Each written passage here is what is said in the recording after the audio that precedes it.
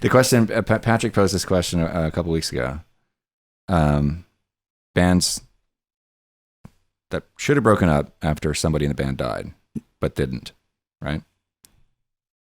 Yeah, I was just curious, who would you think wouldn't want the band to carry on if they were to croak? And Mick Jagger's always comes to mind when I was thinking about that. I was thinking, wouldn't he? I mean, and it'd be kind of difficult, unless you could teach like a chimp to prance around. How hard could it be? Huh? I know. That's what I'm saying. Come over here. Now go over there. Now come back over here. But yeah, it's again, I'm not a Stones fan, but his personality is the front of that band. Yeah. And I couldn't see anybody stepping into that role. No.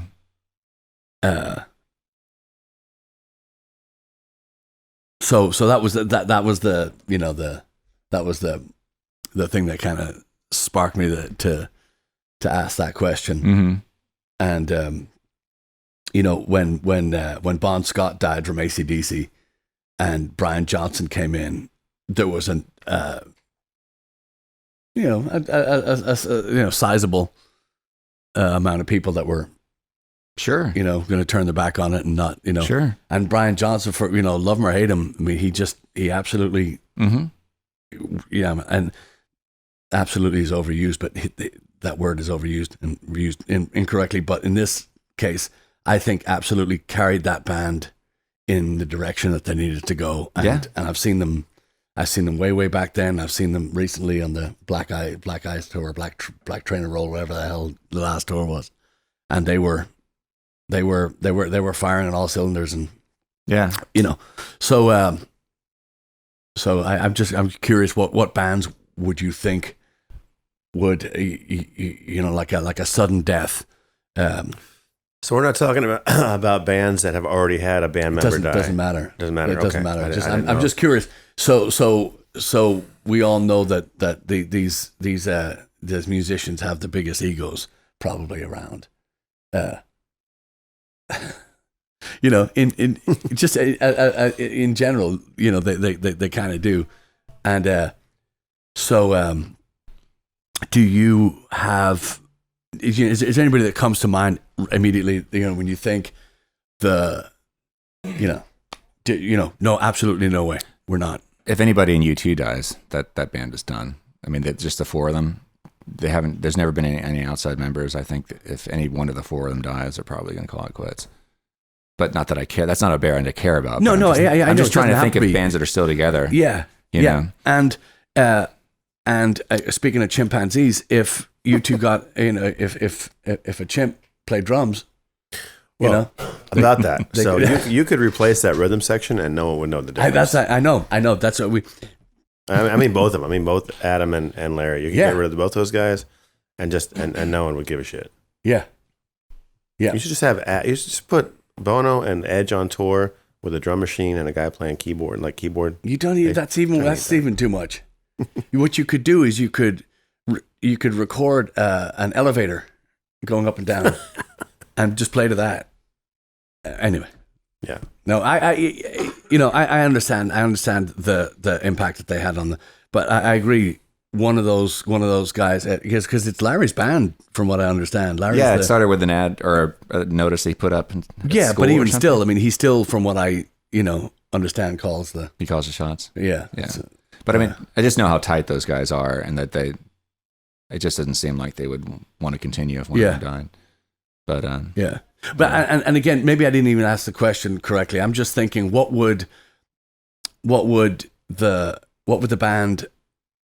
band would continue on? Let's say Steve Harris, Iron Maiden. Let's be all faithful.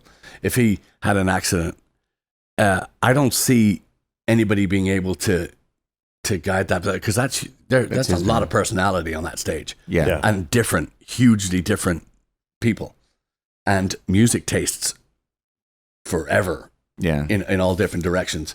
Yeah. So if that was to happen, I couldn't see an Iron Maiden. Yeah, at all. I mean, Steve himself has had to go and start what's it called? British Lion. British Lion, because he was bored because they weren't touring enough. It seems like the guys, if they had an opportunity to just say, "Oh," at this point, they probably would. Yeah. I don't know. That I just saw that. I was like, I don't like. I've only heard a little bit of that stuff, but I just think it's cool that he wants to be out there that badly that he put another band. What else is he going to do? Go to work at it, Yeah. at the grocery store? And he's a workaholic, absolute workaholic. But if he's having that much trouble getting the guys out to tour as much as he wants to go, I mean, they're like, all right, we're done. I don't know. Yeah. But I at the same time, I could see, just like you see with Thin Lizzy and all these other bands that somehow still manage to put tours together just because I don't know. They need I didn't agree with the Thin Lizzy. I went to see them when they came to Houston way back when, but I didn't agree with that. However, when it was Scott Gorham playing guitar and Brian Downey didn't come to the States, the drummer, but Tommy Aldridge on drums, you have to go see Tommy Aldridge if you get a chance. And then John Sykes playing guitar, which John Sykes and Gary Moore were my favorite lead guitar. Scott Gorham was always a favorite, but John Sykes was actually one of my favorite lead players in Thin Lizzy because he took so much of Gary Moore's stuff and then he added so much of his own.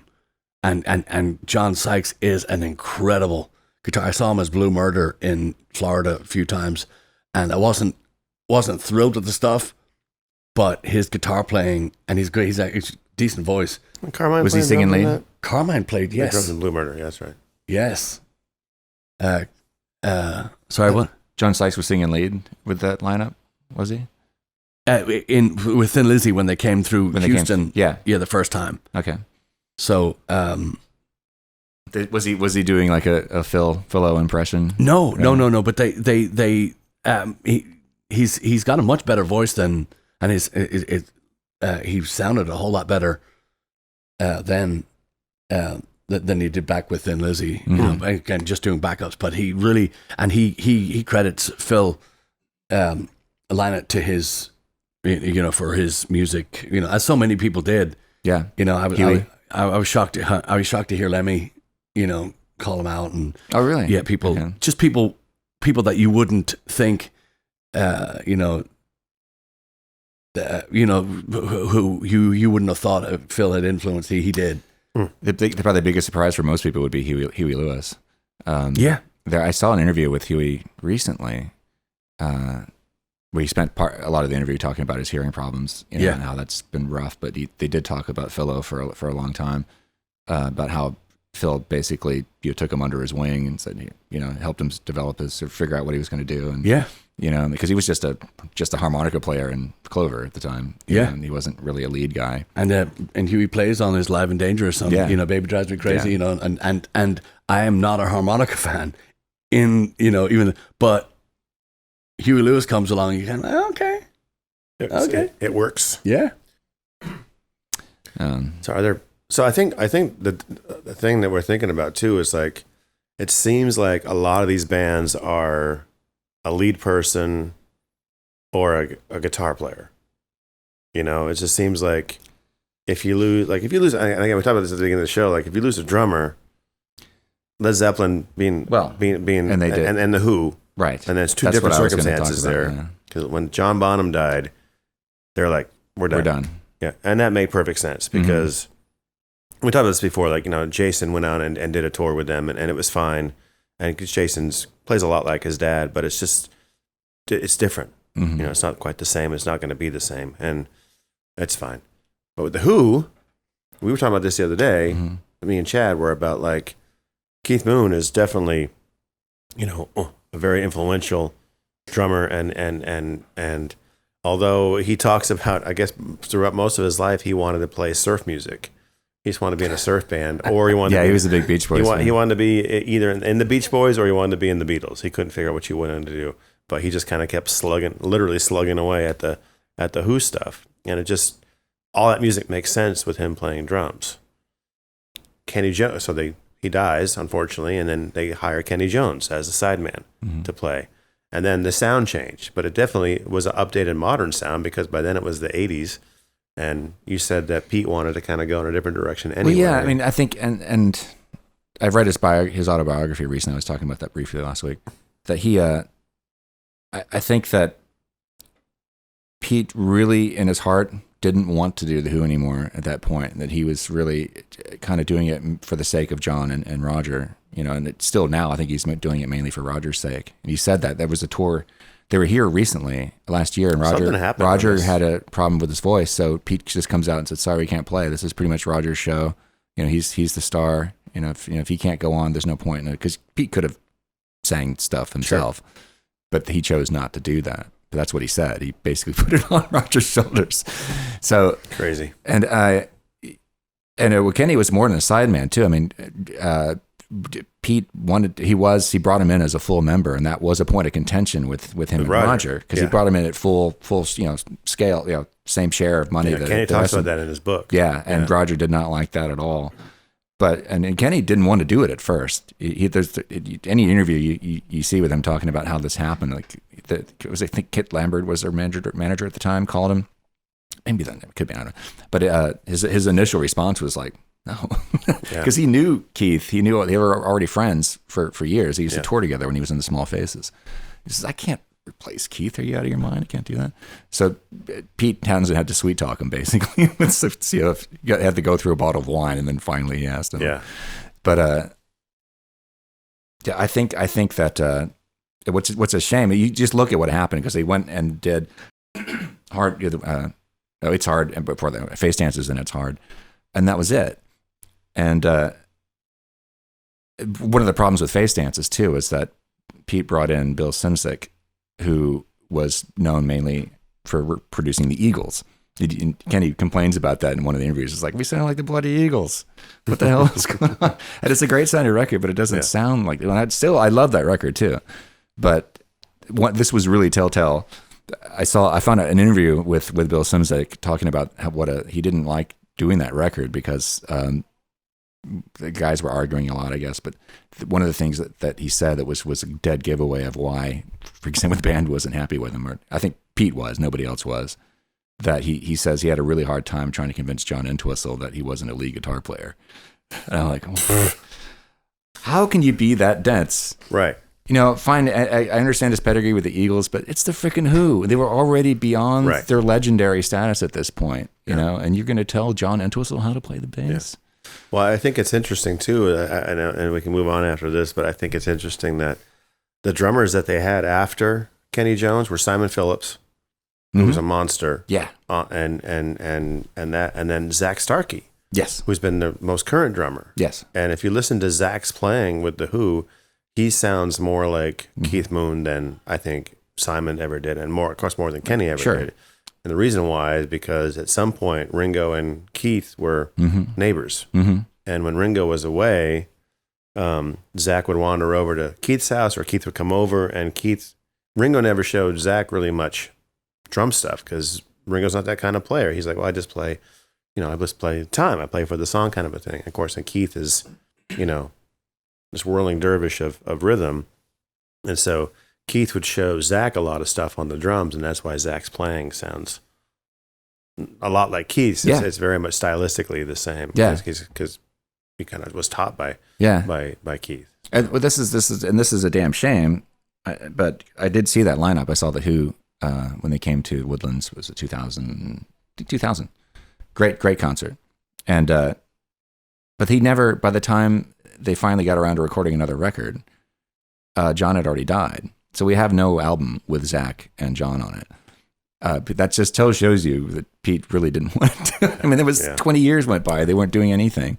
And so that's why I say maybe you were talking about drummers earlier, though, and I was thinking, what bands could not have Vinnie Paul with Pantera? Yeah, no. Well, that was if Pantera back then had lost him, there was nobody coming in to do that. Yeah. Well, what happened when Dimebag got killed, though?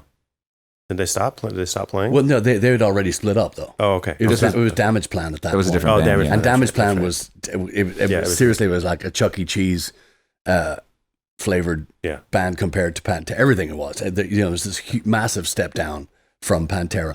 But back in the day, too, I mean, and even Thin Lizzy, back in the day, I mean, if Brian Downey Yeah, you know, if anything happened to him, there's nobody coming in to take that spot. Right. There's people that could come in. Cozy Powell, I know Cozy Powell was gone too, but I mean, he was still of that ilk that could. He could have done it. That could have. But there's such a. Ansley Dunbar, maybe. There's such a.